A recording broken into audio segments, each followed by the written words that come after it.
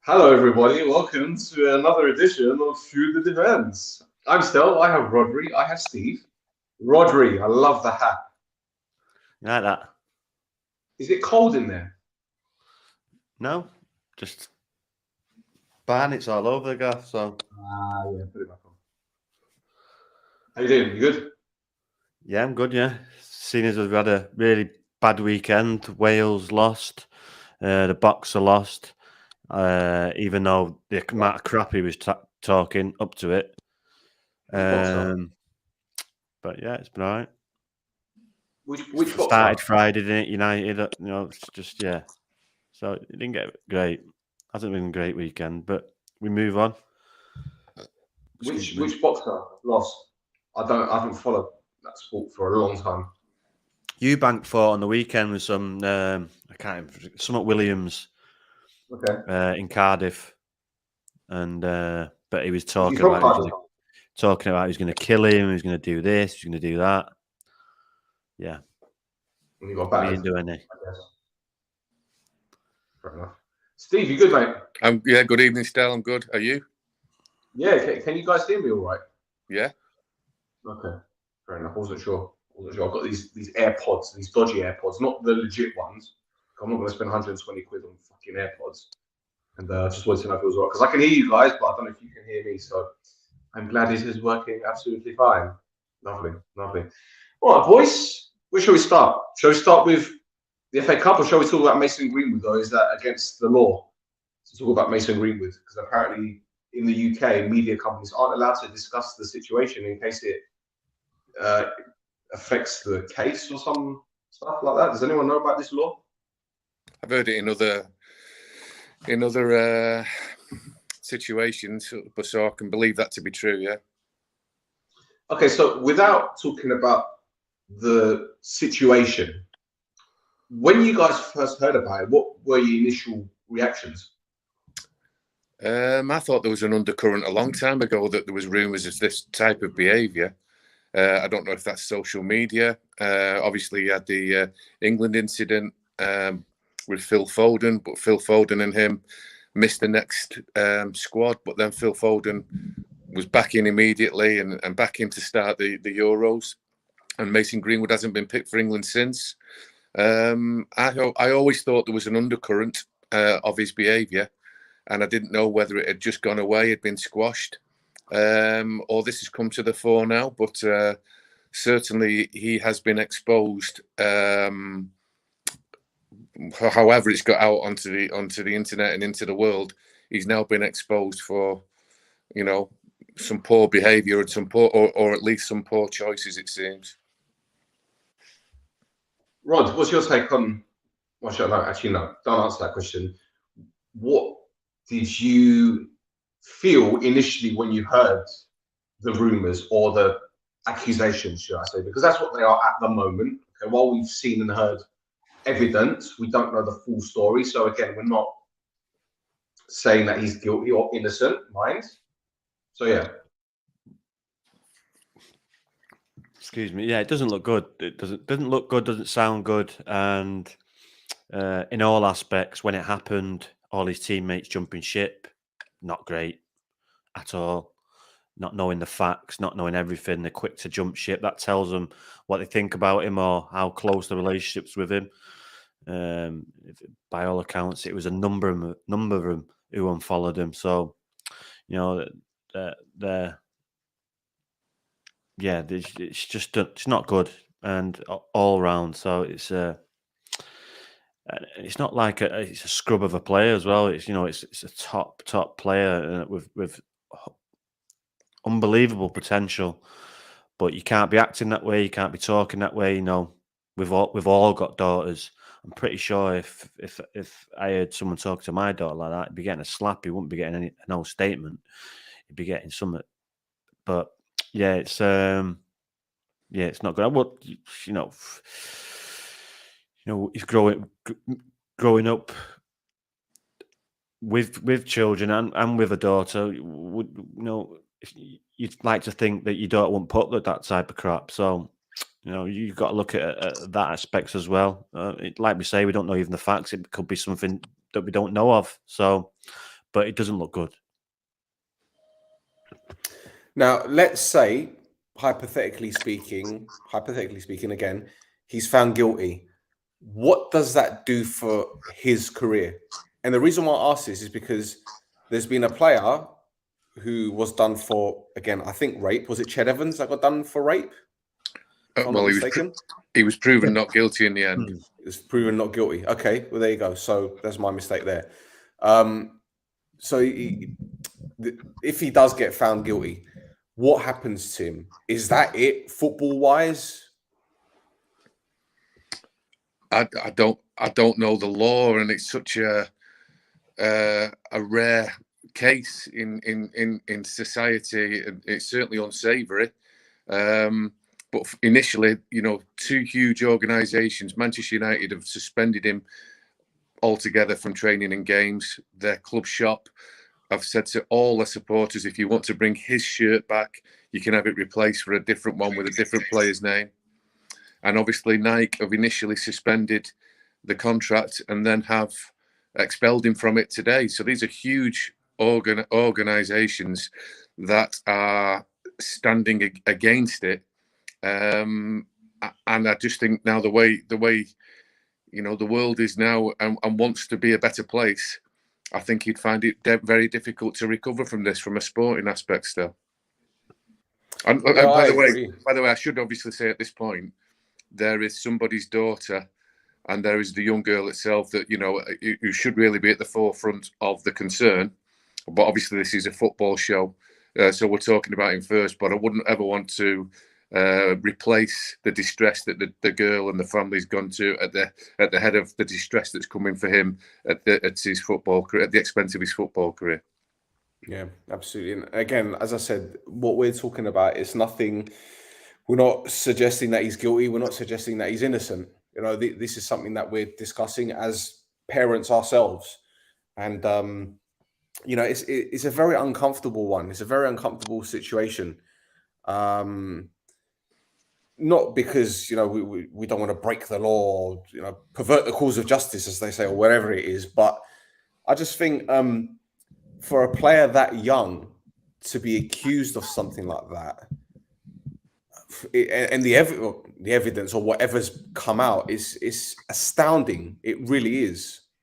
It really is. Again, when I first saw what happened, the first thing I thought was, well, we knew he had some issues in the past, as you mentioned before, Steve, with England and the laughing gas and whatever it was with Jack Grealish. Not Jack Grealish. Sorry to interrupt, Phil. What wasn't there a case where all of a sudden over a weekend there was rumours of a top flight footballer that was arrested, and all the rumours that were it was Mason Greenwood, but nothing ever came out about it. I'm not solid on that information, but I'm going to go back over 12 months. Is that not right? Do you know what? I think you are right. I distinctly remember a story. Everybody speculated it was him, but it was never proven. And he was back on the field for United about a game or two later, and it just went missing, to my knowledge. Yeah, we as I was saying about we're not technically allowed to talk about the situation for legal purposes. When you hear stories about Middlesbrough fans singing songs about him before the game, and Leeds United fans, certain fans, might I add, not all of them, creating stickers with she said no Greenwood. I mean, does that not have the same legal ramifications?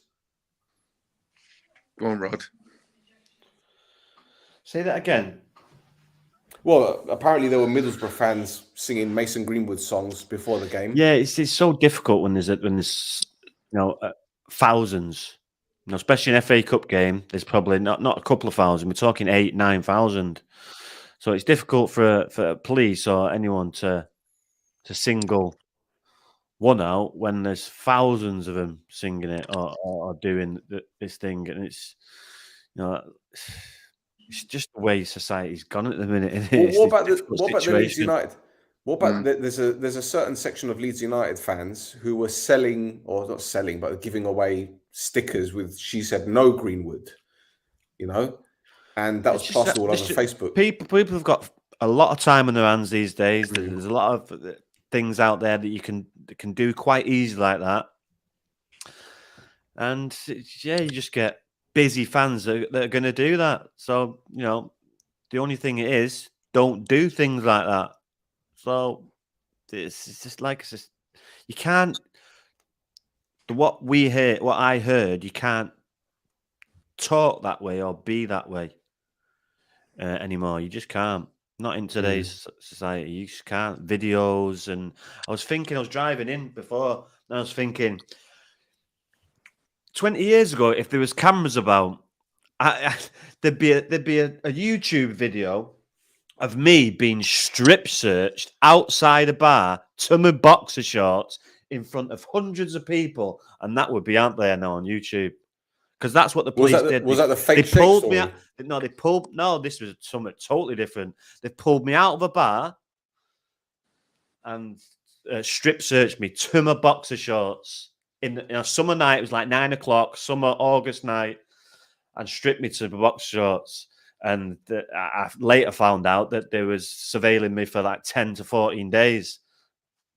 God knows what for. But yeah, they strip searched me, and that would have been all out on YouTube. So I'm so glad that it's so easy now for the cameras and listening devices to go undetected. So there's loads of stuff now. There's plugins. There's all kinds of stuff that you can do. So, and there's there's hackers and all kinds of different kind of people about. So you've just got to be careful. And even the pictures and all the videos, you go on. If someone went on my videos, people getting all kinds of stuff on there, but not from what I've dug up, but people, you know, in WhatsApp groups, people send you all kinds of stuff. So, but yeah, it's just not good. But like I say, it's not good with his teammates. Not one of them has come out, and then you've got Rashford the next day with posing with his bird. And I've never seen that before. Never. I mean, that is literally throwing your teammate under the bus, isn't it? You know, Yeah. that's just like being judge, jury, and executioner. It's like saying, I want to get as far away as possible as from you. I'm nothing like that. Is my, you know, it's just it screams to me fake. Just no. Yeah, I was about to ask if you thought that was more like a PR stunt than anything. Well, you know, you don't know, do you? But timing of it, come on. You've never seen him do be public like that, and then the day after or the couple of days after, his teammate, you know, it's just, yeah, it's poor taste. And it just shows the personality of all the people in there. Because even though Gary Neville and all them lot have got the traits, they wouldn't stick each other in the back. They'd be sticking right together.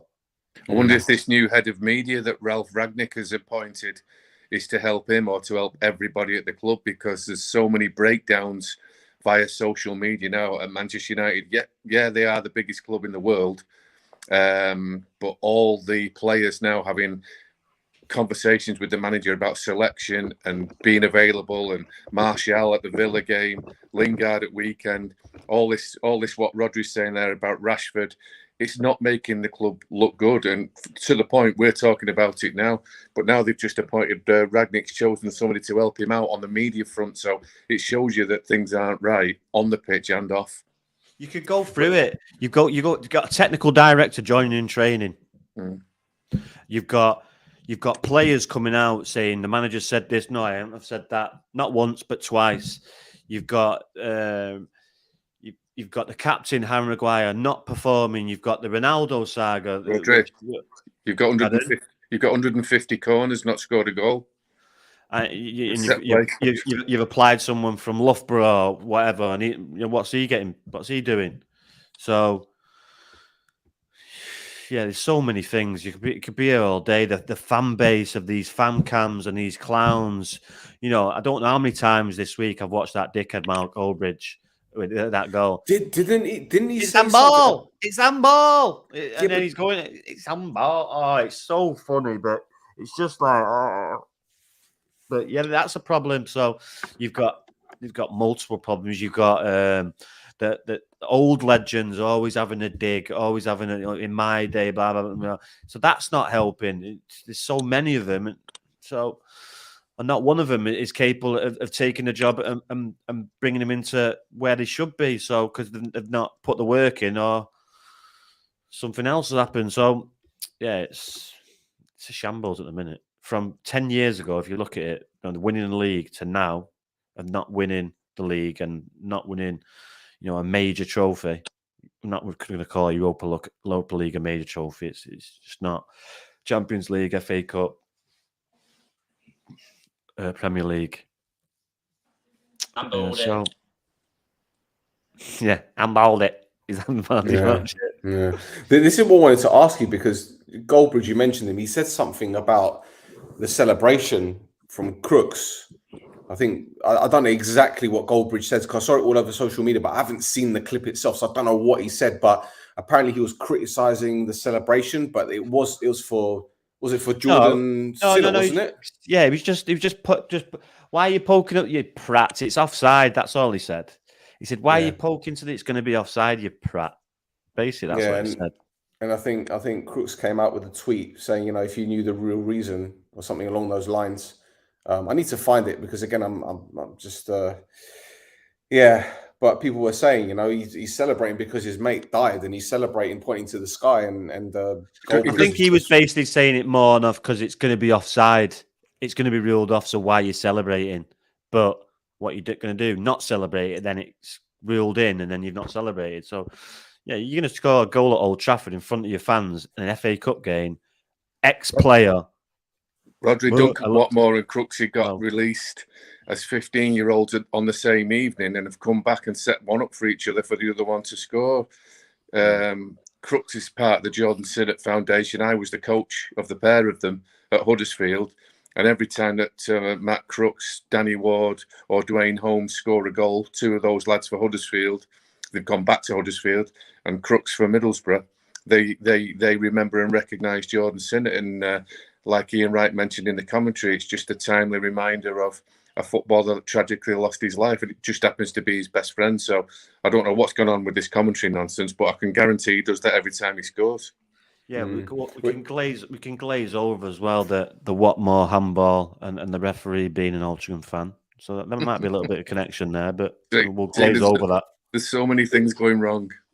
This is it. I mean, I titled this episode "Facup" in the FA Cup, because no matter how many times I see the goal, I still don't understand this new rule, because that's a handball, surely. Luke Shaw did the exact same thing about 4 months ago, and it was a penalty.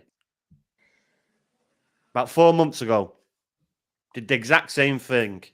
The ball's hit him. It's not meant it, but it's the exact same thing. But it was a penalty. It was a penalty. So I've seen a picture of it. Can I ask a question just while you're on about the problems, though? Where's the pressure on the ball for the diagonal ball that went into the box? Where is the marking of Watmore, and where is the marking of Crooks? 3 Middlesbrough Championship players, good players, but you've got a flighted ball under no pressure. You've got a control, then a handball under no pressure, and then Crooksy slides in under no pressure. Where is the marking? Nobody's talking about it. They're all talking about the handball, and rightly so. It's big, but where is the marking?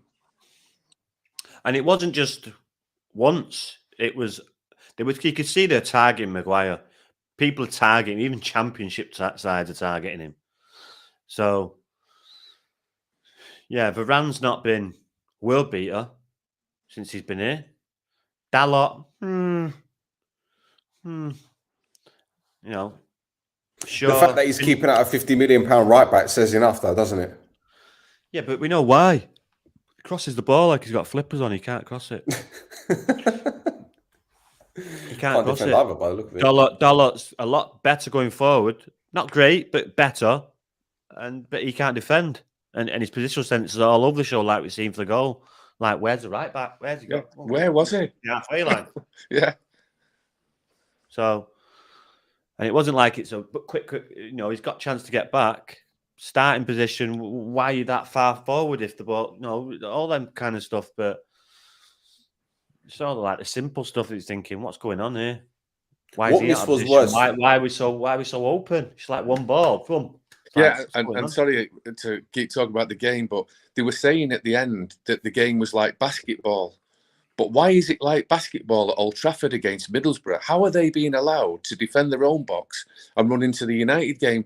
Where are the midfield players? Where are the blockers? Where are the tactical fouls? Where's the shape of the team? Because it shouldn't be basketball against Middlesbrough at Old Trafford.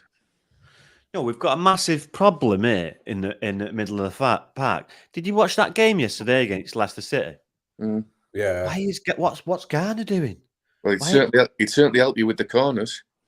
It's just like because I'm sure Steve's having a field day with the set pieces, man. Well, everybody else is. I've just been sitting pretty on it. I've been counting them from 1 to 150. Don't worry about that. But even it's come a rolling joke in the commentators now. Oh, what is it now? 1, 2, 3 or 1, 2, 4? Ooh.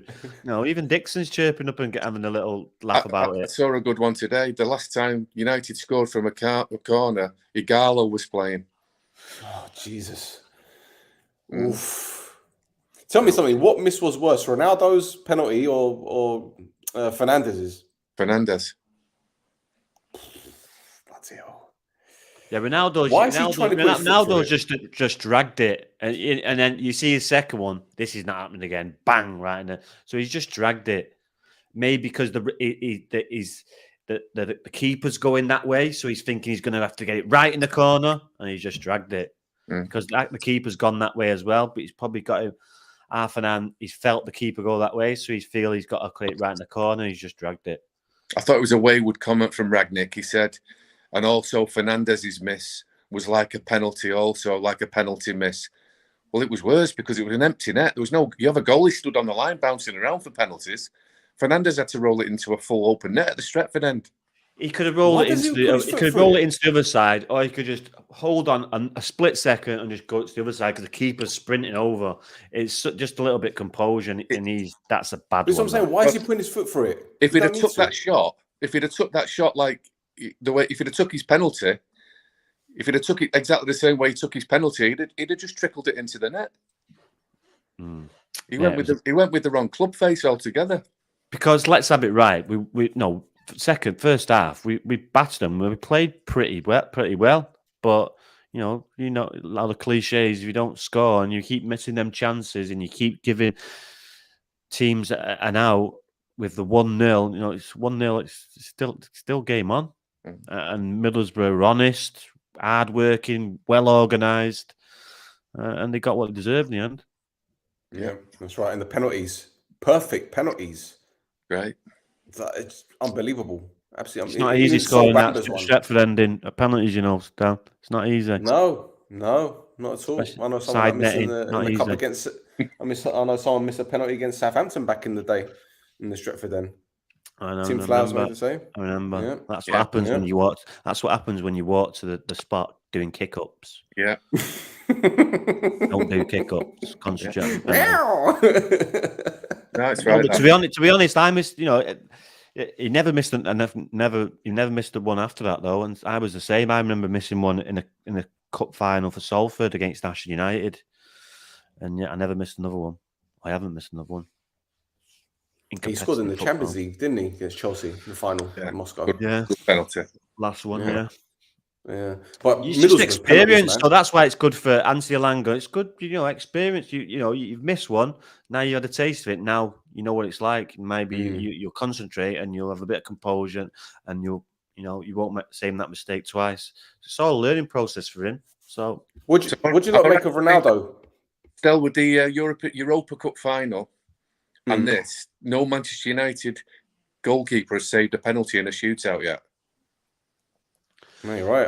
In 151 years, Manchester United have never won a penalty shootout. In the FA Cup. Yeah. Yeah, in the FA Cup. Yeah, in the FA Cup. 151 years. But how many shootouts? They've only had 3, Well, there was Southampton in 91. There was Arsenal in the cup final. This one. Yeah, they've only had 3. 3, yeah. In the FA Cup, because they've won. Yeah. They've won in the Champions League. They've won in the Charity Shield v Chelsea. Yeah, it's only in the FA Cup. 151 years. Beat Arsenal in the Charity Shield as well when Seaman had his penalty saved. Yeah, There you go. There you go. memory lane. One more thing before we move on. What do you make of Ronaldo going straight up to Elanga at full time? I think Ronaldo was saying to him, "I missed the penalty as well, mate. So don't beat yourself up." that's what you He's want. such a toxic person. He's so toxic.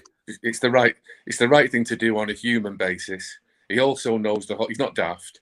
He also knows the whole world is watching for a reaction, and he's had a little bit of question marks about his influence as a person, a human being, in the last 6 weeks at Manchester United. I would imagine it's a full mixture of both, of genuine and this is the right thing to do for the boy. This is also the right thing to do for the cameras. Yeah, that probably got him over the hill for 400 million today. So it ends up being the right thing to do. All right, boys. What about Liverpool and Cardiff? Two big incidents at 0-0. A possible penalty for Cardiff in the first half, and then Kelleher staying on the pitch when many believe he probably should have seen red. And you know what? When you see that again in real time, he fucking almost smashed him out of the stadium, for fuck's sake. Yeah, he was very fortunate, wasn't he? What do you reckon? Penalty, first of all? I'm not sure. I'm more stronger on my opinion about the goalkeeper. Yeah. Well, you reckon he played for the penalty, got his body in front of the defender, knowing that he was going to go for the ball? I wasn't convinced. No. What about you, Ed? You know, the worst thing is he's goal side and he's stepped away from the goal to step across him. So yeah, it would have been soft if it was given. So yeah, good The decision. keeper, though, should he have stayed on the pitch? Ooh, not sure.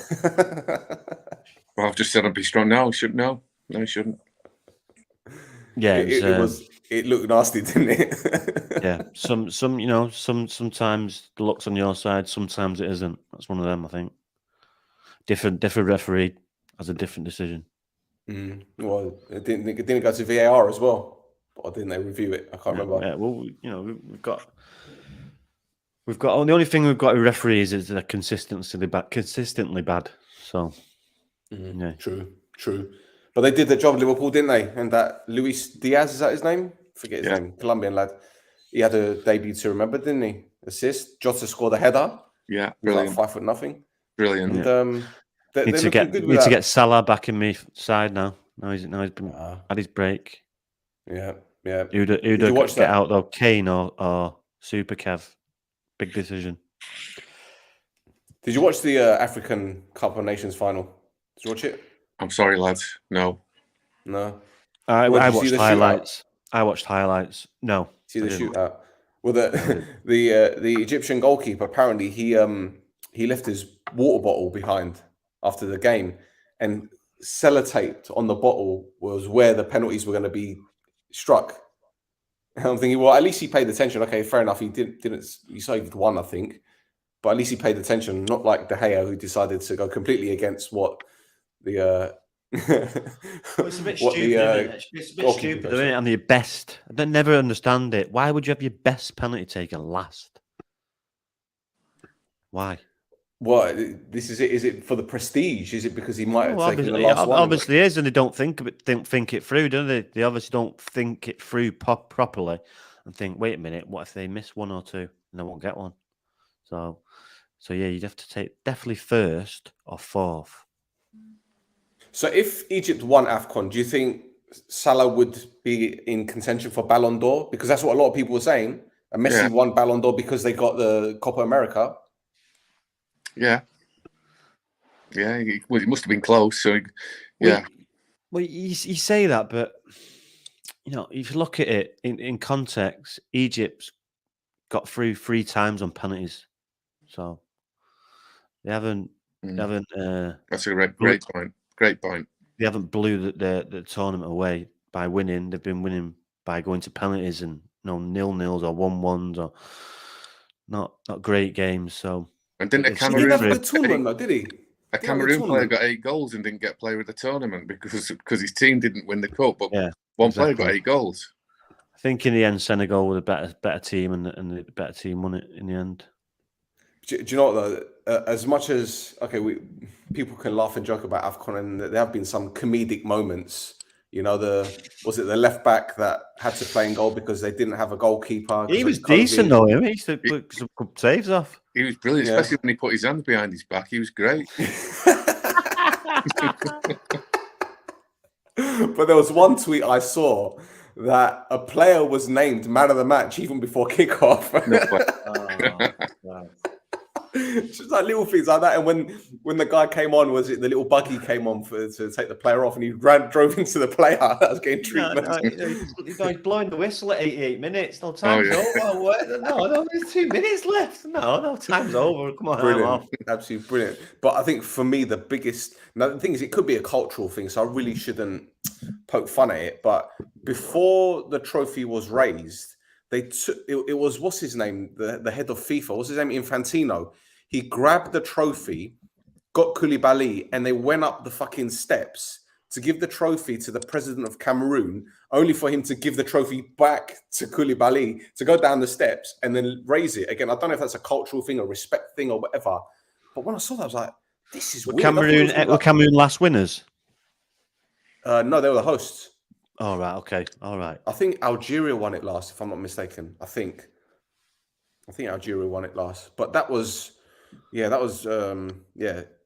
But then again, I watch Cypriot football and I can't really talk, in all fairness, given some of the shit I've seen this season. Shut up, please. So we've briefly done AFCON. But yeah, so in terms of Mane versus Salah, I think that was the big selling point, wasn't it, of the game, those two Liverpool players. Now they're going to come back. I don't know how much of a break they're going to have. I'd assume that they're probably fitter than the current Liverpool players because they played more games in the last 3-4 weeks. Yeah, It's just the travelling, just a few days, relax, and then back at it. Fair enough. So now we're going to go back to the FA Cup and City, Steve. yeah. You guys are drawn against Peterborough in the next round. You battered Fulham, absolutely dismantled them. Was it as easy as the scoreline suggests? No, I didn't go to the game, but my father did, and he said Fulham are, we all believe, I think, are a Premiership team in waiting. They're a good team. They took the lead. They played the part. They played the football. I'm not sure City had it all their own way. Still, another, Mahrez coming back into the fold, getting a couple of goals. Yeah, they got the job done, and not being complacent here. Just going a goal behind should just keep City grounded, knowing that A, they can come back from these games, from these little things that happen in games, but B, they've also got to be guarding against complacency because there's some big games coming up and they've got to start games better than they did at weekend. So I don't think they had it all their own way. And Peterborough in the next round, I think they're 22nd or 23rd in the Championship. No, it's a cliche, but it's FA Cup, so you're away at what's their stadium called? London Road, isn't it? Called? London Road, Yeah. no? London Road? I remember. Oh, Vicarage. no, yeah. Vicarage Road is No, that's Yeah. the Watford, Vicarage. innit? It's Watford, innit? Yeah, I don't know what Peterborough Stadium's called. Get it up. It's the posh, It's innit? not gonna be. That's what I'm asking. I don't know. London Road, I don't- innit? Road, innit? London Road. Yeah, London London Road. Road. Sorry, yeah, I thought you Yeah. talked about someone else. It's London Yeah. Road. But I saw. I'm going to use this term. I saw a He City should know. He's fan. been there. I've never been there. Won there, mate. Yeah, exactly. Never been there. It's near London, though, innit? A bit to the towards Leicester, Norwich. near Leicester, I think. Leicester near Lincoln. Yeah. I Oh, think it's yeah. near Right. Lincoln. Yeah. Yeah. But yeah, no, I saw a City fan on Twitter, a video. So again, it's probably one of those fan cam guys. He goes, "Oh, Peterborough. Where's Peterborough? Like, who are Peterborough?" And then he's googling them. He goes, "Oh, they're down at the bottom of the table. They must Yeah, be shit." I'm saying, I've seen that. mate. Like, I'm not trying to be funny. No disrespect, but City were in the same division. Not too long ago. So to be shitting on teams like that. No, but Peterborough, one of them sides that Peterborough, but they've been a Championship side. Yes, they've been down near the bottom and up and down, but yeah, it's City is it at London Road as well, or is it at City? It's at Peterborough. No, it's Peterborough. Yeah. So it's a little bit of a leveler. If the pitch will be minging, they'll probably shorten the pitch, so it won't be easy. No, you can't short. You can't do that. You're not allowed to shorten the pitch. Wink, wink. You know what I mean? shortens the pitch to the smallest that they can shorten it to. No, you can't. You're not allowed. They've got to keep it from once you yeah, that's right. Is that a new rule? That So where you're going, they can keep the grass long and slow City down, but they can't do anything with the dynamics. Yeah, well, there you go. Then they'll probably with the grass, they'll probably leave the grass long, like rugby grass. So yeah, maybe. Yeah, so it won't be easy, but you still expect City to win.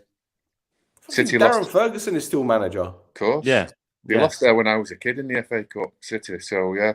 Not that these City players were even born, but at the same time, it's been done the 60s, that. Yeah, behave.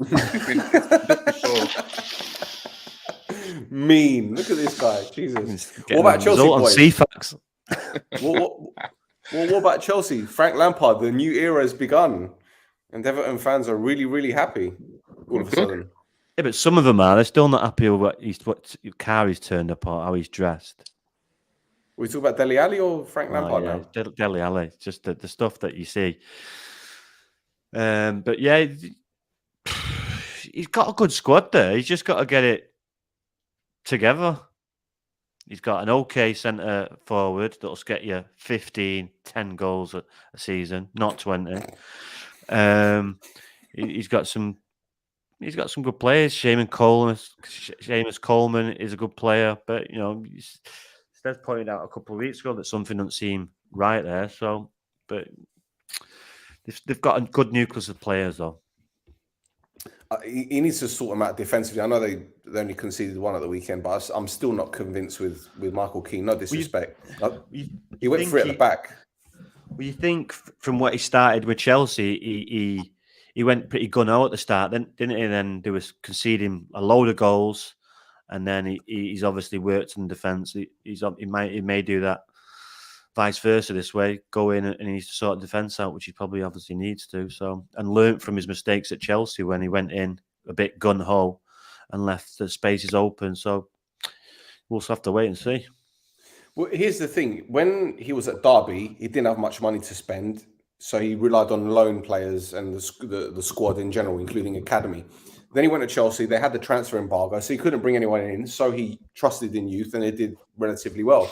Then the following season, he had a shit ton of money to spend, got sacked.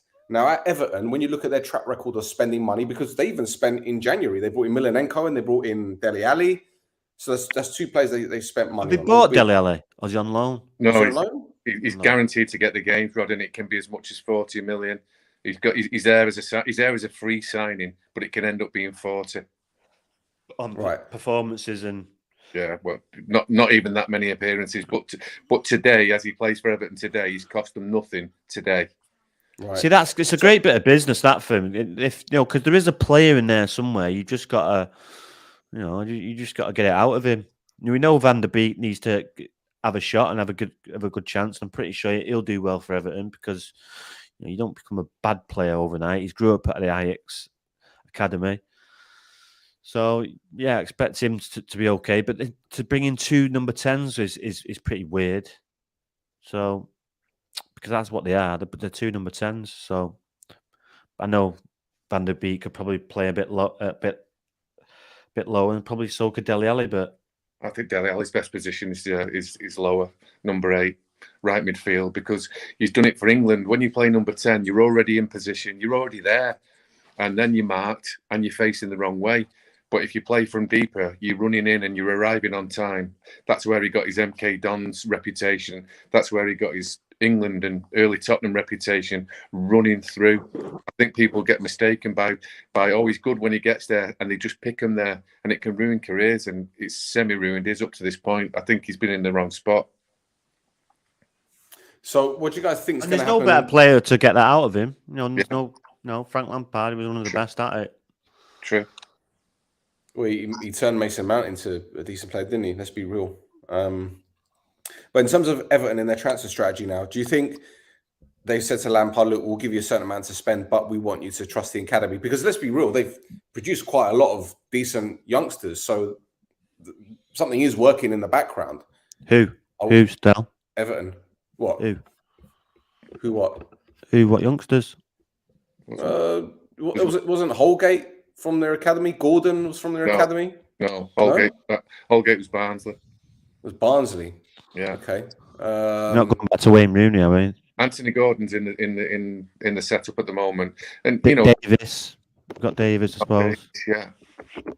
Yeah, you only have to get 1 or 2 through for it to be a success. And, once you play 10 games in the Premier League, I think you can start saying that it's a really good academy product. But I don't think they'll be relying on much more from Everton's youth to help Frank Lampard. I think it'll be coach them, because he's got some good coaches on his staff now.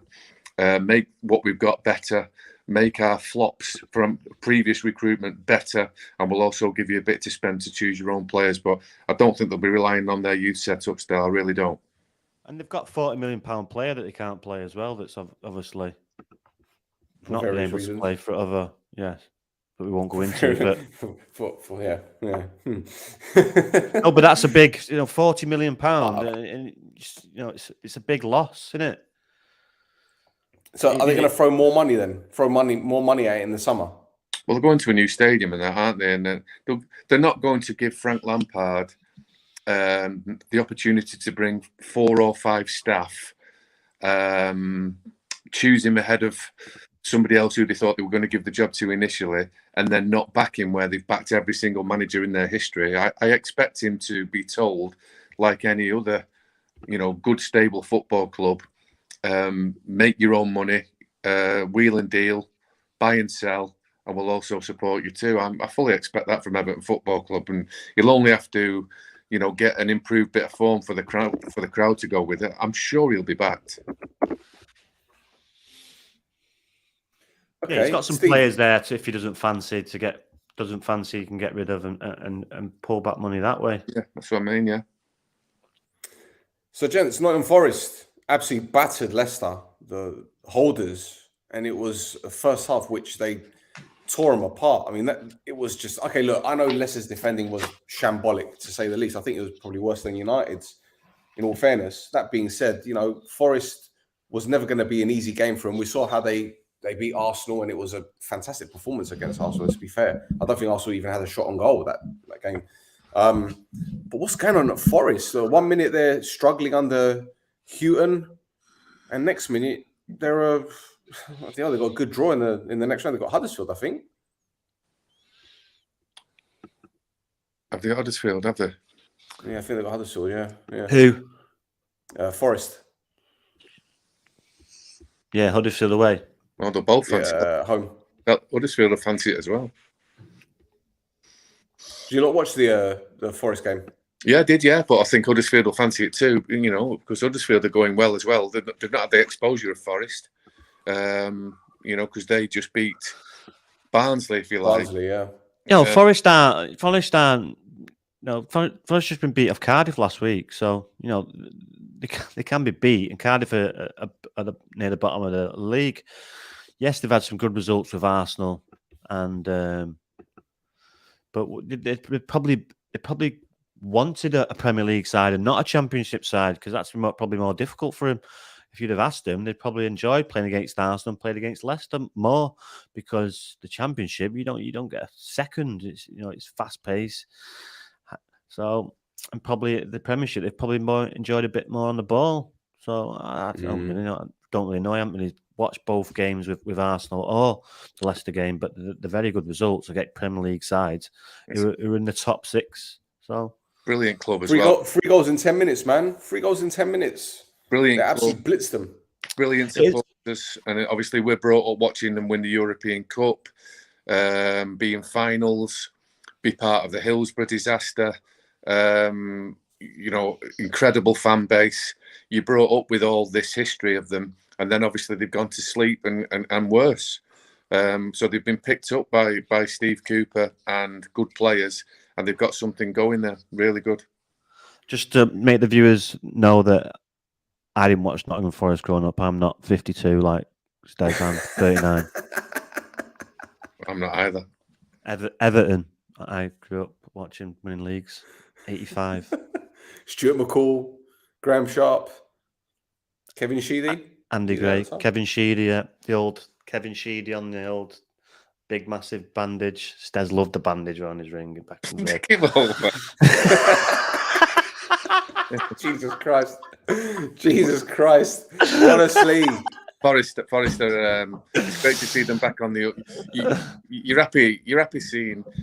I'm fortunate following Manchester City, so nobody else really offends me other than United. So I like to see everybody, a big club, doing really, really well again. It's great to see Forest, and that atmosphere at 5 minutes before a kickoff at that game is as good as any.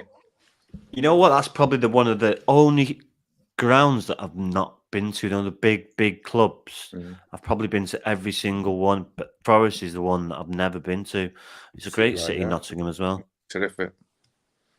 Yeah, it's right on the river and the Trent in it with the cricket ground, and and you've got Notts County across the road as well, man. Yeah. Wait for them to come back into the league too, but it's huge part of difficult. English football history. Huge part. I mean, Ian Birchnell is quite unlucky at the moment. I think they're 6th or 7th, and it's a very competitive league. I think aren't Stockport top at the moment. No, when people talk about sleeping giants, then Forest is definitely one of them. Yeah, agree. Definitely. Yeah, more European Cups than a lot of Premier League clubs, I'll tell you that for now. So what about Brennan Johnson? Brilliant. The young lad up front. Quality player. Shearer said that he'll probably be a Premier League player. I can't disagree with that, in all fairness. Well, we know his dad. I know his dad played for Nottingham Forest. David, with distinction, Manchester United youth. Played for Bury and played for Ipswich Town. So he's obviously... Is that his son, is it? Yeah. Oh, is it? I never knew that. So it's in the blood, it's in the genes. I know the kid ever so slightly. He's honest. He's a bit green and naive. He chases everything down, which is wonderful to see. That's not an issue or a problem. And he's got a lot of talent, and he's one of these lads now that you think can play right across the front line, left, middle, and right. And he'll be a Premier League player for sure. That's some finish, though. That is street football at its best. Yeah, composed. I think, again, like his dad had a little bit of that, and I wouldn't be surprised if his dad has insisted, that street footballer in him, and that was in him too. You can go into academies and you become robotic in terms of the coaching, and we play this way. He is, like I said, like I've just said in the previous sentence there in the passage, there's a bit of naivety and green about him, but it makes him so endearing. He's chasing absolutely crisp packets in the wind. He's chasing everything down. He's a little bit random, but massive heart and good skill. All right. Who shall we talk about now? Oh, Boreham Wood. How can we not talk about this? And Kidderminster. We'll have to have a little 2 minutes on that as well. Yeah. All right. We'll do that. And maybe Declan Rice, because I still can't make my mind up. Okay. Well, there's 3 things to discuss then. All right. So, Boreham Wood. And Ammonia's 2-0 defeat. We've got to touch on that at the end as well. Go on. Piss off. Not your theirs. It'll be good this week. None at all, mate. None at all. It was actually a good show tonight, to be fair. 37-year-old. I fucking know. You maybe forget. Mark Ricketts scores the winner. This is a guy that was talking about remortgaging his house. And here he is scoring an FA Cup winner. And this is what the cup's about, isn't it? It's incredible. Absolutely brilliant story. Boreham Woods, just around the corner from me as well. Well, they were brilliant. Can't let them get away with it completely without saying that Bournemouth were hopeless. They were everything you don't want from your team. To be fair to Scott Parker, he fronted it up. We were soft, we were slow, we were passive, and we didn't allow it to be a cup tie. We just basically testimonial football. And 11 men against 11 other men. If you're going to behave like that, more often than not, you'll get chinned. I think you're always going to see. I think you're always going to see it in the FA Cup. You're always going to get a team that's going to come to ground and think, I don't fancy this today, and they're not. If you're not up for it, and the other team are bang up for it, and they just turn you over. If it doesn't matter how good you are, what league you are. If you're not up for it, and the other team are honest, got a good game plan, and a bit lucky on the day, yeah, you've got no chance. So Stel, we see it every year. I thought it was the biggest advert for vanity from a young goalkeeper who's just joined the club, who's been playing or not playing, but has been believing that you play football out from the back, and Boreham Wood push 4 and 5 people on to Bournemouth to the edge of their 18-yard box, and you've not thought about a plan B of, I'll just chip this over them all and put it into a striker's chest. I'll hit my right winger. I'll hit it full length of the field and make them run back 90 yards back into their own half, but continue to want to pass the ball around his 18-yard box with 5 Boreham Wood players there. They all smelt blood, smelt the danger. They pushed right on and locked right onto Bournemouth and basically put the frighteners on Bournemouth in the first 5 or 10 minutes, and Bournemouth never recovered. Just a question with regards to Bournemouth here. I mean, look, you've got a championship club and you've got a non-league club. So you're thinking the levels of fitness will be much more, much more from the championship club. How do they go 90 minutes without scoring a goal? I know that they had like 18 shots on goal or something along those lines. What are the statistics? 18 shots on goal and like 2 on target? I mean, for crying out loud, you're expecting a championship club to really put them to the sword, but it was nothing like that, was it? Well, they've only got one recognised goal scorer, and he didn't come on till late in the second half, which is Solanke. And normally Philip Billing is the one nearest to him. He was sub 2. So they played Jamal Lowe, who played for Wigan Athletic, on the wing, bit of a sub. Swansea on the wing, bit of a sub. And he's playing centre forward for Bournemouth. I think you've probably got your answer there, Stel. Okay, fair enough. Rod, you wanted to talk about Kidderminster? No, I watched that game and I really enjoyed it. I thought they were so unlucky, to lose a goal on the.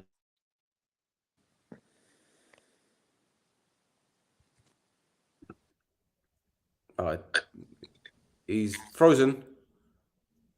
Pretty nice little pose there, to be honest. Could screenshot it, Steve. What do you reckon? Keep him frozen, mate. Yeah, screenshot it. That's lovely. Yeah, don't tell him. Let him keep talking to himself. When he comes back on, just say, yeah, great comment there, Rod. Thank you for your input. Crack on without him, mate. He's better when he's quiet. I'll tell you what, he's been having some digs tonight. I'll tell you, fucking hell. Well, I've just seen it. He wasn't ready for your question either. He's messing around on that Tinder. I can see. Grinder, Tinder, keep whatever swiping, it is. Rod. Keep swiping. Jesus. Fucking hell. What are the games? Yeah, Norwich beat Wolves. What do you think that'll do for their confidence? Yeah? Stay on the West Ham, mate. Stay on the West Ham, the comeback. Yeah, come on, let's talk about that one. To be fair, I didn't watch that game. I didn't. I switched off. I know that West Ham left it late. Last minute of normal time, last minute of extra time, and that was a classic case of you just knew that the big Premier League club, who have been brilliant now for 2 years at least, you just knew they were going to do it both times. Well, I certainly did, and the people I was watching the game with, like, no, they'll still do it. Don't matter how little is left on the clock. West Ham will equalise here. A bit like Man United of old. Very true. You mentioned Declan Rice earlier. Yeah. What are you going to say? I think he's unique. I think there's so much to like. I don't think anybody strips like him as a centre midfield player other than Rhodri of Manchester City. He seems to be getting bigger. His backside, his shoulders, his quads, hamstrings, hips. He's stacking up, making him really, really formidable opponent. And I recognise now that he's a really good player, and I think it's because he's unique. But my own opinion of him is, I don't think he's got any vision. But whereas one man's meat is another man's poison, etc. Because he hasn't got any vision still, and he can't see the strikers' runs, and he can't see the gaps and the grass and the spaces to play passes. I don't think he can see them, and I think at the last minute he gets closed down and he drives with the ball, and you don't see that anymore. So the fact that he's doing that, it's making him unique again. So you've got this really powerful boy driving through gaps. I actually think it's because he can't see a pass. But what he is doing, he's changing the dynamic of the game superbly. So I actually love him for that, because nobody does that enough in football anymore. Everybody wants to pass it sideways and back. So I respect him for it. But I actually think it's because he's got no vision. Which footballer in the past does he remind you of? I'd have to. Well, not Glenn Hoddle, that's for sure. Lothar Matthäus. No, more like John O'Shea when he played in midfield. No, honestly, I'm being serious. Yeah. Yeah. He scored important goals for United. Declan Rice, there was a debate for a while. Is he a defender? Is he not? He's certainly got a defender's profile, shape. He's a better player than John O'Shea, I have to say. But I just don't think he can see many pitches. I don't think he's got many pitches. So what he does, he just drives, and he's so fit and powerful and in control of the ball. It's really useful. Welcome back, Rod. Right. Yeah, what happened to you? I don't know. It just cut me off. They won't even let me back in, but we're in. You were talking about West Ham Kidderminster. Yeah, like I said, they scored the 91st minute, and then I think it was like the 120th minute. Did you know, Rob? Did you feel it and know? Did you knew they were coming? No. You think with a minute left, the ball's down at their end. You think, it's game over, and he makes a great run, Declan Rice, and yeah, it's just a great finish. But yeah, I kind of agree with Stes a little bit, but I kind of disagree. I think he has got a little bit of vision, but I think that could be coached into him. But when he drives forward, it's like it's like when Yaya Toure used to drive forward. He gets off your feet, everyone's not as dynamic and as quick as him, but just as powerful. So he's like a barracuda in a fish tank. It's like you just spot him straight away. He just takes off and drives really strong, and it's really powerful and in control. But I can't give him full. I just think it's because he can't see a pass. I think around better players, and I think, and he's still 22, 23. Oh, he's good and useful. I make no mistake. And you look at him now, and he's tall, big, powerful. Yeah. What's the like, mate? I agree. So if you imagine, that's a must. That's an absolute must. He should be like top of the list. No one else. He should be at Manchester United next year. That should be number one on the list. I've got to remind you, Fernandinho. He doesn't want to go. He doesn't want to go. City will need another. Yeah, if he went to City, then he's sort of what's Gertins. But then if the only thing that is, then they're not getting Ireland, are they? Because you're talking 250 million. So can they spend that in a year? We've not spent too much in the summer or the January. Maybe we're saving. Maybe we're saving up for a big splash. It's a lot of money to fork out in 1 year, and 250 million. I've just never seen it before. It probably could happen if anyone can do it. City could do it. Yeah. But imagine if they got them two players, and it's just more or less over. Be curtains for the next 5-10 years because he's English. It's just But he should be top of the list. Yeah. Chelsea. Did he go from Chelsea's academy? Yeah. Okay. As soon as he said that stuff about playing at Old Trafford, but playing there and playing for Manchester United is a different question altogether. Different levels of expectation, I guess. But hey. Yeah, but if you love playing somewhere, why don't you want to play there every week? Yeah, true. Was it Republic of Ireland International for about 24 hours as well? Yeah. I actually did something with Paddy Power on Declan Rice. He could change his mind but he's proven that. No, but the loyalty thing, they had me with an Ireland shirt on, and then they took the Ireland shirt on and put and like loyalty, little thing to the camera. Jesus Christ! It was straight after me advert, and they were come in, and I was doing some coaching in where was I doing? It was Lee Sports Village, and they had someone fly over on the night, come straight to the Lee Village. I did it in Lee Sports Village in the changing room. Yeah. Yeah, took the Ireland shirt off and put the in, and then made some comment about Declan Rice. Yeah, it's out there somewhere. I just have to find it. Yeah, YouTube is a source of everything, I guess. Yeah, it's out there somewhere. Yeah.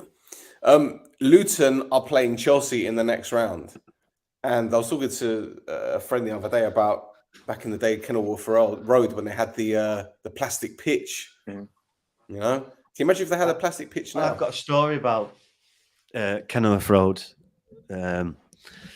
When I must have been about, I must have been about 10, 11. And we've gone to watch an England school boys game with my father, our kid, and me. I'll never forget it. My dad had a blue Fiesta. So we've gone to Wembley. They're playing Brazil. I think they're playing Brazil. Anyway, we're driving home and the car breaks down, comes off at a junction, and it breaks down in the roundabout. Taxi driver, Asian bloke, pulls over. Anyway, basically starts talking to him. Dad, anyway, takes us to a house and we stay there. So, and it was overlooking Kenilworth Road when it has the plastic pitch. So this would have been in what? If I was 10, it would have been 1987, 1988. So we've got up in the morning and obviously try and get the car fixed. He said, I've got an uncle who's got his own garage. So I took the car to the garage and then he's obviously got it fixed. And Dad said, can I take it for a test drive? So he took it round the block and we're waiting at the end of the street. And he's come round the block. He's come round the other way. He's opened the door. He's gone, quick, get in. He jumped in. He drove off. So I'm thinking, why have you just drove off there? He says, oh, no, I didn't want it to break down because, if you need to keep it running. So, all right. He didn't pay him. He just got off. Just got off and didn't pay him. He didn't have enough. He said, if I'd paid him, I wouldn't have had money for petrol, so I couldn't pay him. So he just drove off. So, yeah. He tells that story. I hope they're not watching. I hope they're not watching. Tells that story today. Yeah. I hope they're not watching or listening. He's like, come on, get in. Like, what? Outside the garage. Like, get in. How much do you think it would have cost? This it must have been about 15, 18 quid back in them days. But he said he only had a tenner and that was for petrol. So, yeah. Stel, you're going to get a load of invoices tomorrow from every garage in Luton. I'm forwarding it over to him, mate. Don't worry. Actually, no. I said it's a Paddy Powers HQ. They've got enough money to pay him. No, I'll never forget the house. He was obviously the house no one was in it, but he obviously let us stay in it. And it was one of them bedrooms where there was old, the fireplaces in the bedrooms. Well, the gas fires in all the bedrooms. But I'll never forget when you opened the window. When you opened the window, it was overlooking Kenilworth Road. So did you see a ball bouncing the whole time? Because that plastic pitch was... No, by that time, it was a Saturday night. It was like about, 10, 11 o'clock at night. So, but yeah, I never forget that. That's some football stadium, though, isn't it? They've still got the massive clock in the corner. Oh, it's brilliant. Brilliant. Yeah, it's an old one, isn't it? It's a brilliant little ground. It's not unfair to call it a little ground, but it's brilliant. Chelsea ain't going to like it, are they? No. That'd be brilliant. That'd be brilliant, now.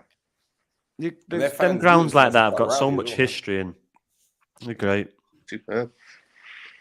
So in terms of like old school stadiums that are still around, what do you think's the best one? In terms of atmosphere and just being on, I think for me, for the old stadium, the best stadium I've ever been to is the San Siro. I don't know how old that is, but yeah, it's a great stadium. Yeah. But in England? English one. Declan Rice. Gary Neville asked Declan Rice, and he said Goodison. Goodison. I've been to Goodison, and you.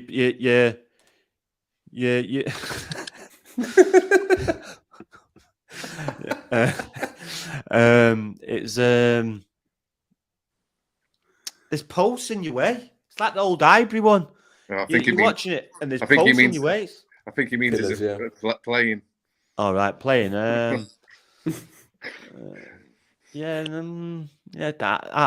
Highbury's always been a good pitch, though, hasn't it? Always been a good pitch. In the last 20 years, since they've had good pitches, it was up there with Highbury. It was always a good pitch. But best ground I've been to, old ground. Fulham one. Fulham's a good one. Is that old though? Yeah. Craven Cottage, right by the river. Right by the river.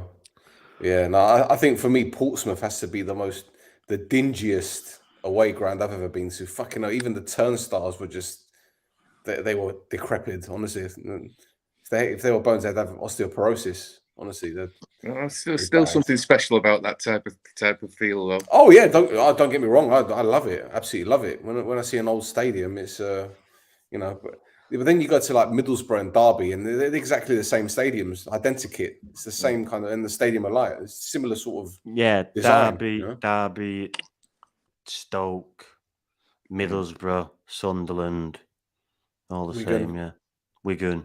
Yeah.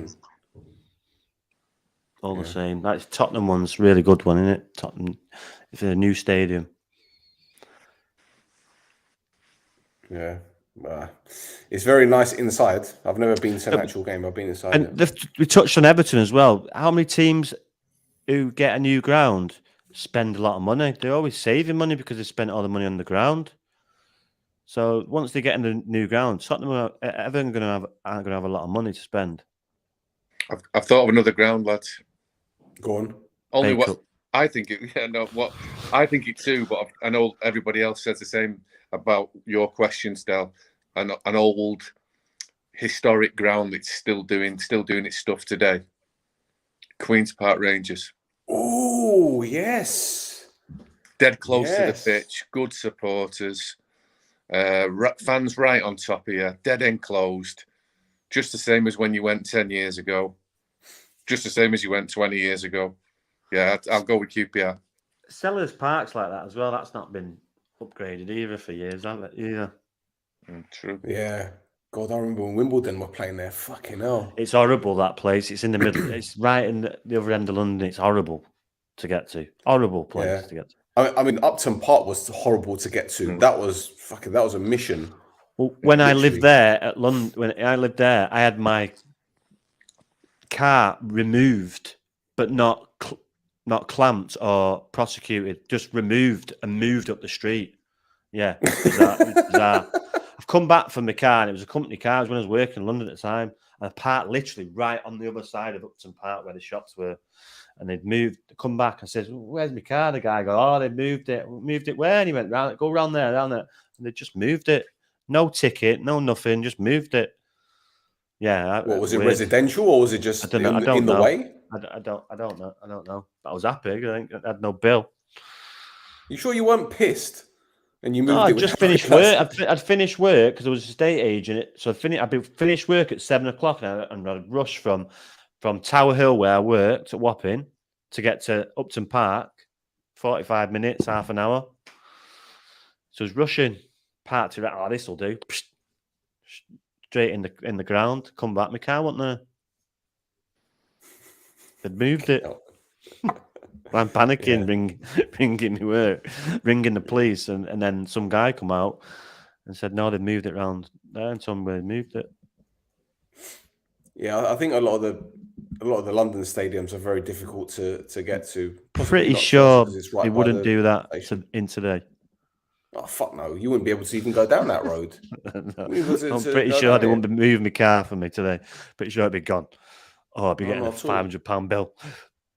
The thing is, one of my mates, she lives not too far from Tottenham Stadium, and she goes the day after the Brighton game, she went for a walk in the morning, and every car on her road had a fucking parking ticket. Every single one of them, because you can't park there on match days, but people were parking there, whatever. Either they didn't have permits or whatever. Yeah, they could do that at City, United, any match day if they wanted to, because people just park wherever they want. Yeah, I'll tell you a funny story. Oh, it's not really funny, but it's thinking back on it is. Where the Dog and Partridge used to be, Rod. Yeah, the pub next to the Weatherspoons. They've made it into a car park, haven't they? Oh yeah. Yeah, and when we used to go United, we knew a guy that got fake passes for that car park because he had to pay like 50 quid a year or some shit. Yeah, and we got this pass for the guy. We used to park it in there. And one day the guy just wasn't there. It turns out that he got done because whoever was running the company clocked. Okay, now. So we lost our passes, unfortunately. They're not real. That was a nice little parking spot there as well. I used to park there, back on the other side of the road. What? Where? When you go Yeah. down the road and round the corner from the? Yeah, from no, the on car the park? on the opposite, just the little island Ah, yeah. on the I know other what you're talking side. about. I know. See, parking stories, lovely. Gotta Yeah. love it. And you go to Wembley, you have to pay like 30 quid to Yeah, park. we always have 100 meters. problems. Never had problems parking at City. There's always spaces. So, but United, we're always struggling. I don't think you've got any problems, you two, going to Wembley either.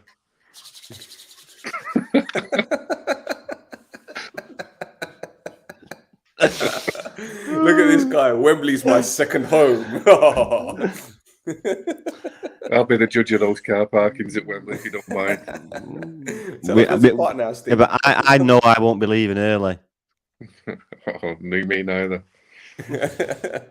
My Made cousin that used to live mistake around the corner before. from Wembley Stadium. My cousin used to live around the corner from Wembley Stadium. I remember one time England were playing Uruguay in a friendly. This was this before Euro 92? I think it was before Euro 92. And I've gone to visit him, obviously with my parents, and fucking his mum's window was fucking smashed. I said to him, what happened? He goes, oh, some England fans just threw a brick through it. I'm like, why? He goes, I don't know. I don't know. Just threw a brick through the fucking window. Random. I used to really, really love going to Wembley back in the day. It was a proper day out. You know, it was proper, but yeah. I turned down to go to Wembley at the Champions League final. Just couldn't be asked. Just not the same. Wembley was better before it was redone. That's my opinion. Anyway. Yeah, 100%. And even FA Cup final day. You could sneak in, you see people climbing up the walls, pulling them up. Yeah. All kinds of fun going on outside there. And it was just a better layout. Now it's all, yeah. You remember FA Cup final day on the BBC, where they spent the whole day, the build-up. That was immense. It's even when you got to the ground, though, mate. You got to the ground, there's things happening, and you're milling about, you see your mates. You can't do any of that business now. It's just all... Yeah, I like it. It was always a good day. Oh, I like it. Yeah. What, the new stadium? Yeah. Wembley. Of course. No, I don't like it. You need to, when you've been to Wembley so many times over the years, you get sick of it. Steds will get used to it. Trying. Enjoying trying. Yeah, but the thing is, what's your best? Whether it's watching United or if it's watching England with my dad. What's your best Wembley moment though? Because surely, Nicky Weaver. Yeah, 19. That was the old Wembley. Yeah, 99.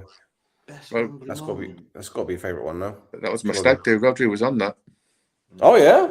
Yeah, and that's 1999. That yeah. Yeah, that's when I was. They stayed near me. They stayed in Surrey Quays over the other side of the water with Tommy. Yeah, but no, the City have dominated, haven't they, recently, and enjoy playing there, and have had good success there. So, yeah. Best Wembley moment? I don't know. Really, couldn't think. Probably.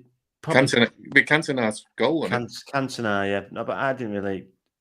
It wasn't really a good game. What about Hughes equaliser against Oldham? Probably Chelsea. Probably Chelsea. 4-0 drubbing at Chelsea. That was a good day. The 4-0, yeah. Yeah. Two penalties from Eric, yeah. Yeah. Was it McClare? In the rain. McClare squared it in, didn't he? Pissed down, yeah.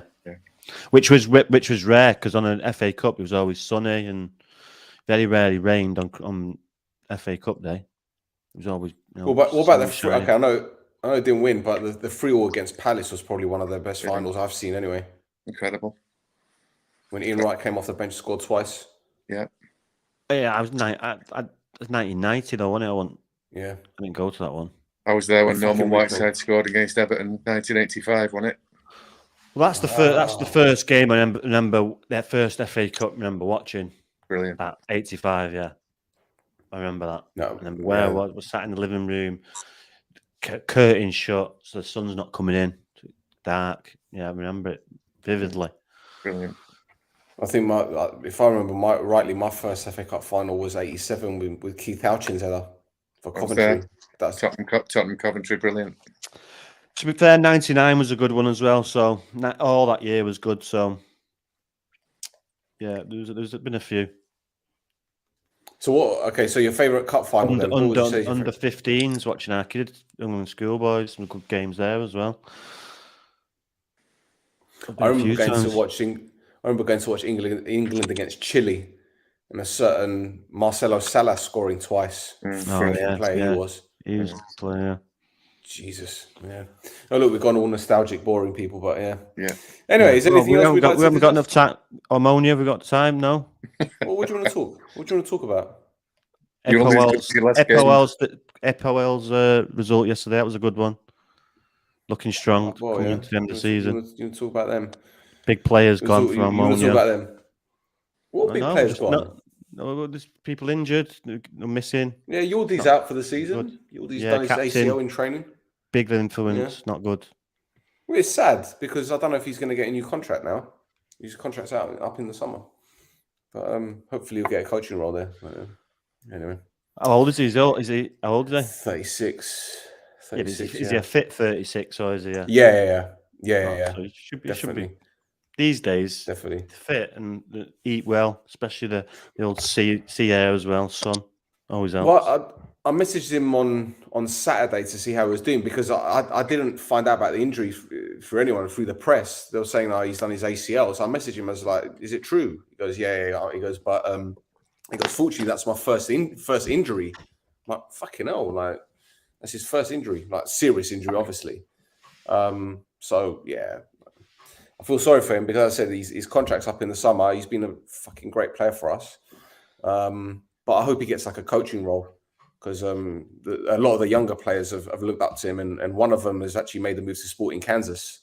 You know, he got his £1.5 million move. That's massive for Cyprus. But anyway, I digress. But anyway, boys. Yeah, it's a poor result, but no, unlucky today. Great chat, lads. You will go on about Wales on Saturday. You know. Well, yeah, because you're the reigning champions. Judgment that. Well, you know, these things happen. There's a long way to go. We've still got 5 games to go, 4 games to go, and we're still currently Triple Crown champions. And like I said to you on the text message, women's Wales team would beat Cyprus men's team. No, they wouldn't. They would. They wouldn't. A lot of Stavroses running down the line. But there's a few Georges and a few Andys and a few Nicks as well, yeah? Right, that's it for another episode. We'll be back hopefully the week after next. I might do one next week if I can be asked because I'm in Cyprus next week. I'm going to see my people. I've got my anti-Rhodri gigs posters and everything. All those Paddy Pals, all those Paddy Pal like images. I've photoshopped them and I've put like in Greek. You know, this guy is a menace to society. Yeah. Bye.